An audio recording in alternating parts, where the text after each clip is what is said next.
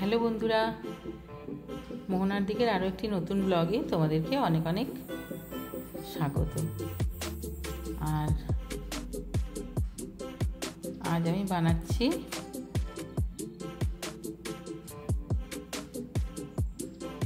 নিরামিষ পটল পোস্ত।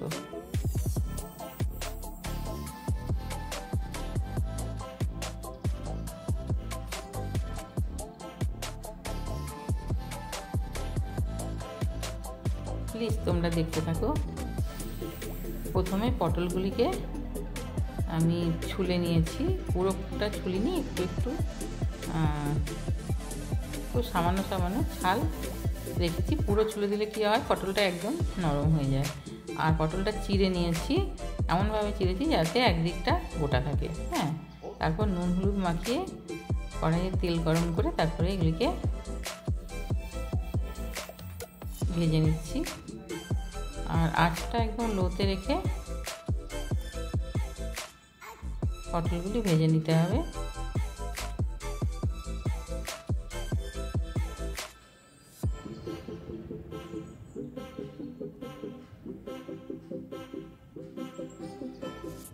আর পটলগুলি এমনি দুখণ্ড করেও পোস্ত করা যায়, তবে এরকম গোটা গোটা করে পোস্ত করলে দেখতেও খুব সুন্দর লাগে আর খেতেও বেশ ভালো লাগে গোটা গোটা থাকলে পটলটা।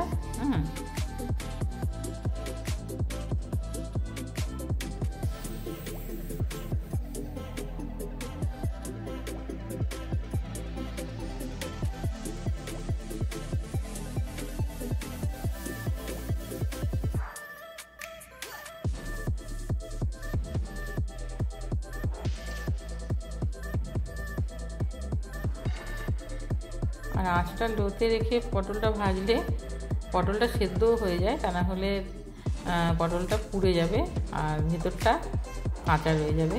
হ্যাঁ, তো এই যে এইভাবে উল্টে পাল্টে পটলগুলিকে একটু সময় ধরে ভেজে নিয়েছি।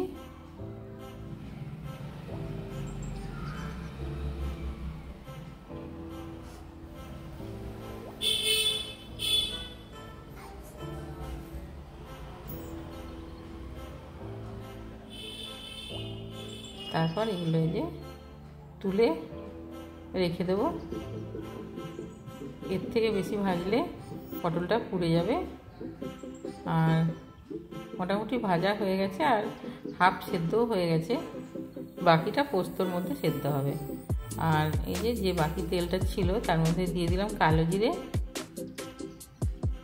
আর দেবো একটুখানি হলুদ গুঁড়ো।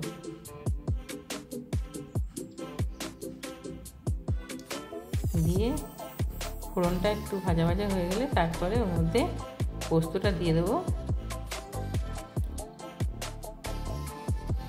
দিয়ে তারপরে ভালো করে এটাকে কষিয়ে নিতে হবে।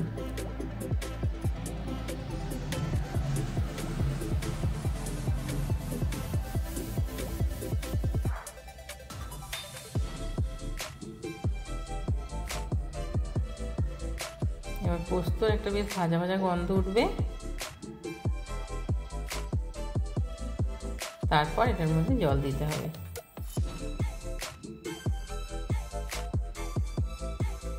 অনেকে পোস্ত কাঁচাটাও পছন্দ করে, হয়তো পটলটা ভেজে তারপরে সেদ্ধ করে তারপরে হয়তো পোস্তটা দিয়ে দিল কাঁচা, দিয়ে তারপর নামিয়ে দেয়। হ্যাঁ, তো তারপরে আমি একটু দিয়ে দিলাম সামান্য নুন। পটল ভাজার সময় আমি শুধু নুন দিয়েছিলাম। হ্যাঁ, আর তারপর দিলাম একটু চিনি স্বাদ বাড়ানোর জন্য। আর অনেকেই আছে যারা কাঁচা পোস্তটা দিয়ে তারপরে পটল পোস্তটা বানায়, কিন্তু আমি পটলটাকে একটু কষিয়ে রান্না করাটাই পছন্দ করি। হ্যাঁ, আর এটাই বেশি ভালো লাগে। তো তারপরে এই যে ঝোলটা একটু ফুটে উঠেছে যখন পোস্তর, তখন ওই পটল ভাজাগুলি ছেড়ে দিতে হবে।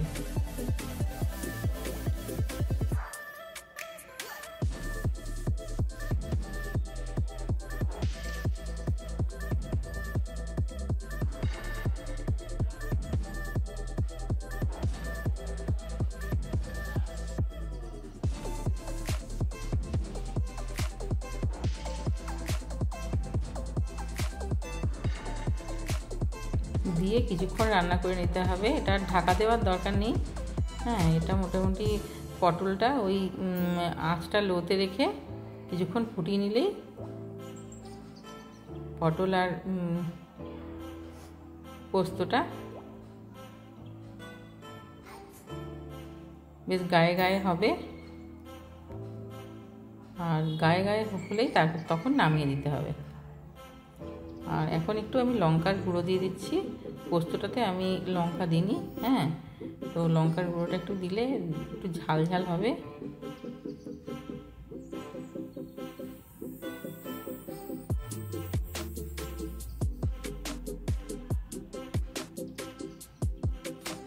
আর লঙ্কার গুঁড়োটা দিয়ে একটুখানি রান্না করে নিলেই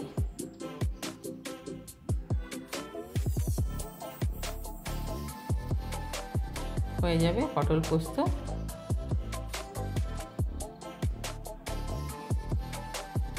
এই যে এটা হয়ে এসছে। এবার এটা আমি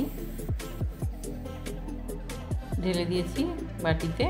তারপরে এরপর একটু কাঁচা লঙ্কা দিয়ে দিচ্ছি। কাঁচা লঙ্কা একটু সাজিয়ে দিচ্ছি। কাঁচা লঙ্কাটা খেতেও ভালো লাগবে। কাঁচা লঙ্কা আগে আমি দিইনি, এখন দিয়ে দিলাম। আর পটল পোস্তটা তোমাদের যদি ভালো লাগে তাহলে অবশ্যই একটা লাইক দিয়ে দিও। আর সবাই খুব ভালো থাকবে। দেখা হবে আরও একটি নতুন ব্লগে।